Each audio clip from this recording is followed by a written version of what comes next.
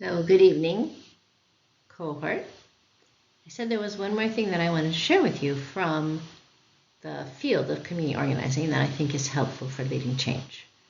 I mentioned in the last video, and named in the last video, that community organizing is all about collaborative leadership. Part of what we understand in community organizing is that there are some important barriers to exercising collaborative leadership that come from the unjust system that we live in. That we live in an oppressive system, and part of how it is maintained is that people who are on the margins of the system learn in the process of living in the system that they're not worthy or capable of leading. And people who are at the center learn that they are the only ones that are capable of leading. And this kind of damage that is produced by the system, it is spiritual damage, it is psychological damage, serves to perpetuate the system. And so people who are doing community organizing understand that there's healing that needs to happen, that people who are on the margins need to experience a certain kind of healing of the damage produced by oppression, which perpetuates it, and so do people who are more in the center. So in Latin American liberation theology, the theologians like Gustavo Gutierrez talk about sanctification as the transition from it to I. That's somebody who has learned to see themselves as an it, as an object, becomes an I, becomes a subject, becomes someone who is aware that they are made in the image of God and that they have creative agency and purpose and capacity. What we have learned in the global north and west, working with the concepts coming from Latin America, is that people who have privilege are also damaged by the same system, and that sanctification for them involves not a transition from object to subject, but a transition from I to we.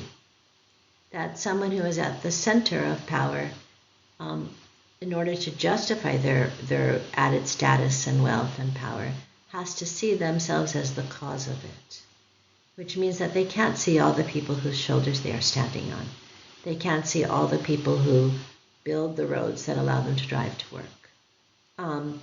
So both of these transitions, the transition of the marginalized from it to I, and the transition of the privileged from I to we, are necessary in order for collaborative leadership to occur and for it to continue and to be strengthened.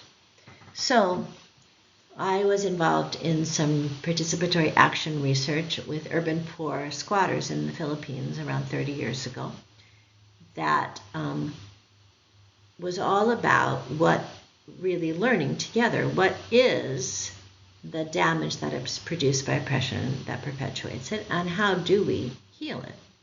So I was working with a group of women in this informal settlement, and they worked together to define what that damage was. And the first part of that definition was the image of a tree that is a small tree, or a plant that is a small plant. And what the plant doesn't know is that it's small for a reason. It doesn't have room to grow, or it doesn't have enough nutrient in the soil, or it doesn't have enough water, or it doesn't have enough sun. But what the plant thinks is that it is just a small plant, that there are big plants and there are small plants, and it's a small plant. And therefore, that plant has a very low sense of self-esteem, senses itself not to be capable. What that belief leads to is what is often talked about in the literature that describes cultures in countries that have chronic poverty and extreme poverty. They talk about fatalism, but fatalism is just logic. If you are a small plant, it's just logical to not think that you could ever be a bigger plant. You think that that's who you are, so why would you expect to be anything else? What happens, though, when somebody is artificially a smaller plant than they were created to be, is that there's a deep cry that emerges from the core of the person. In Filipino, we called it loob. It's heart and mind and soul, and it's all mixed together. So there's a deep cry. And that's a cry of anguish and rage and terror, and it's all at once. You can't function if you are feeling that. And so people learn to live in denial. Either it's very artificial denial created by drugs and alcohol, or with many of the women that I worked with, they just didn't feel anything. That terrible things would happen to them and they would just go on. They wouldn't allow themselves to feel. They held down. There was a defense mechanism that held down the cry. But of course, every time they had another experience of unjust limitation, that cry would get stronger. And at a certain point, that cry they would explode. And they would do self-destructive things in that explosion. So they lived in cycles of denial and explosion.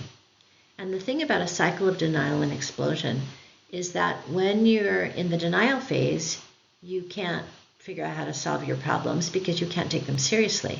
And when you're in the explosion phase, you are part of the problem. So that cycle of denial and explosion effectively prevents positive action for change. We also noticed that people who were all small plants together regularly participated in mutual sabotage. Though there was a great amount of mutual support in very poor communities, but people also pulled each other down back to that self-concept of not being worth leading. It's a little bit like the crabs in a basket. If you're hunting crabs, you don't have to put a lid on the basket because if one crab starts climbing out, the other ones will climb up on his back and they all fall back inside. So we noticed this mutual sabotage dynamic, and I say we are working with the women in participatory action research. And then the last dynamic we named was other species, that you think of people that you think are bigger plants as a different species than you. They're just born as a bigger plant. And so it means that you can resent them or you can adore them, but you can't learn from them because they're a different kind of plant. So all of this has to be counteracted intentionally in order for people who are on the margins to move into the fullness of the leadership that God is calling them to in a collaborative leadership format.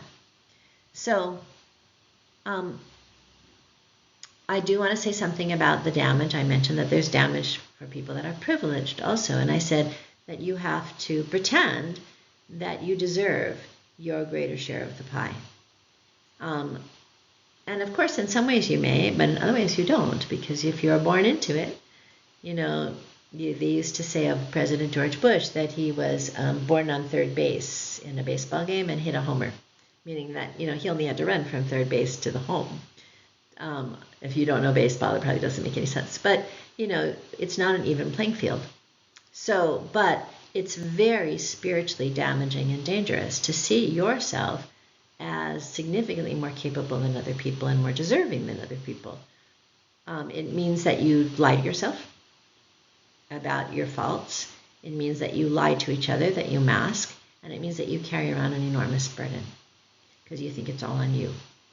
The healing process, I don't have time to give you the whole, it's an 8-week healing program that we worked with, and then ended up actually working for years on it.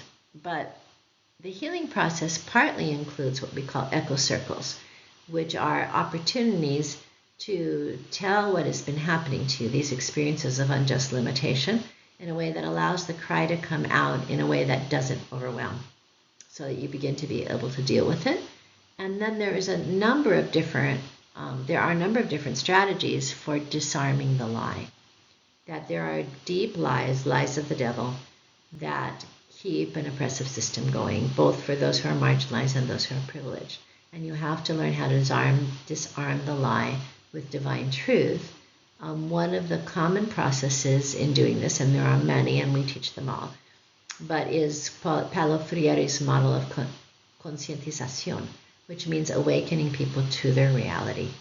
And in the base Christian community movement, that was connected with the liberating word of God, so that people would wake up to where the self-image that they had been given by society was wrong, and why they had been given it, whose interest it was in for them to have that image, but they would also be able to counteract that lie with divine truth, which reminded them that they were made in the image of God, that they were called, and that they were capable of living their calling.